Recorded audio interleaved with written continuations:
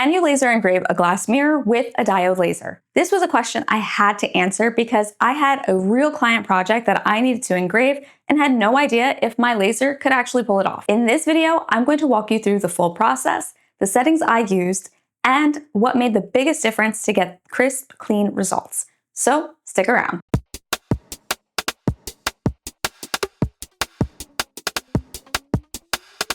Hey and welcome to my channel. If you're new here, I'm Lena and I share tools, tips, and tutorials to help you level up your projects. The quick answer to whether or not you can laser engrave a glass mirror with a diode laser is yes. But if you want to know exactly how to do it and how it works, then let's get into it. Now, unlike mirror etching, laser engraving a mirror works a bit differently. Instead of engraving on the face of the mirror or the shiny side of the mirror, you'll actually be engraving and removing the backing of it.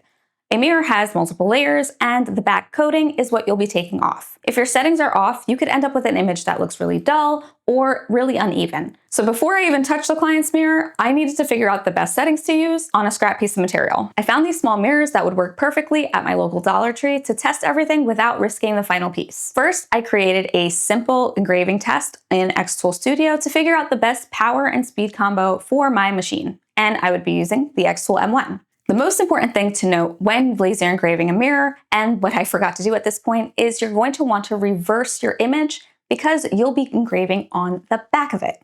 First, I removed the sticky label and the feet using a plastic scraper and some goof off. Next, I brought it over to my laser to start the test. I ended up using triangular prisms to reduce the surface scratching, but ideally you'll want to place your mirror on a non-flammable and scratch-resistant surface.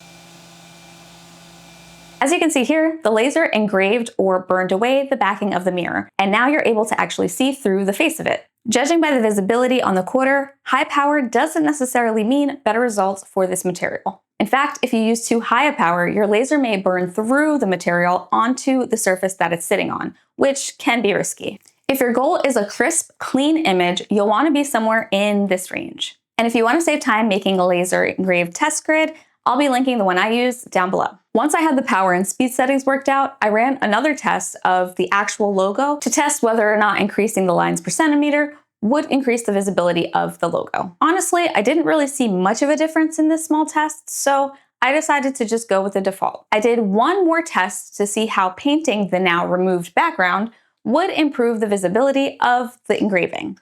Using some Posca markers, I tested a white and black option, and this is what it looked like. Now that I know what these look like, I'm ready for the actual project. The client requested a custom mirror with their logo on it, so I'll be using the exact same one I used to create their 4-foot backlit sign. And if you haven't seen that video, I'll link it here so that you can check it out. And if you're interested in making signs, there's some other tips in there for you too.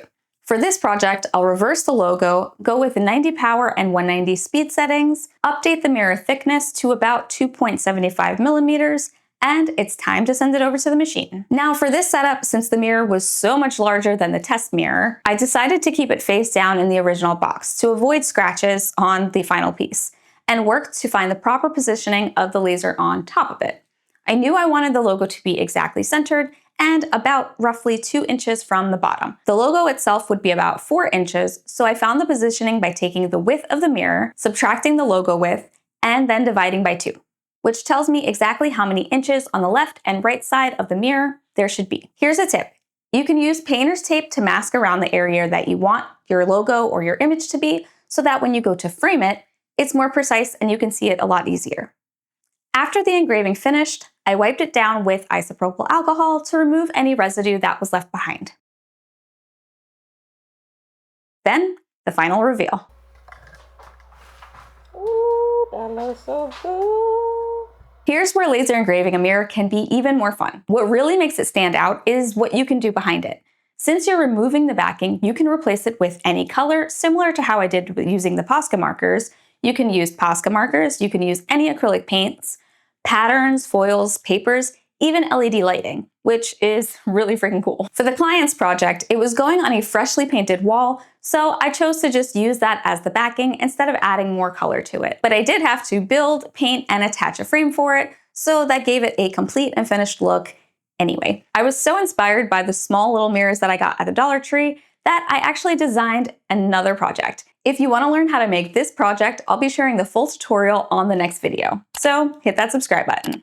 And that's how you make a plain everyday mirror and turn it into a professional, custom looking masterpiece. The biggest takeaways when laser engraving a glass mirror with your diode laser are you don't need the highest power to get a clean engraving. Testing your settings ahead of your project to get the perfect power and speed combo will save you from wasting materials and time. And last but not least, you can take your lasered image a step further with like colors and textures and whatever you want to put behind it. Oh, and also, don't forget to reverse that image. And if you're brand new to laser cutting and engraving, I've been working on a free resource that I've been slowly adding to, including projects like these, to help you get started. You can also find that linked below. And if you want to see more projects like this, where I test things out, like materials and projects for the first time, see what actually works and what really doesn't, you're going to want to be subscribed. Be on the lookout for that engraved mirror project, and I'll see you on the next one.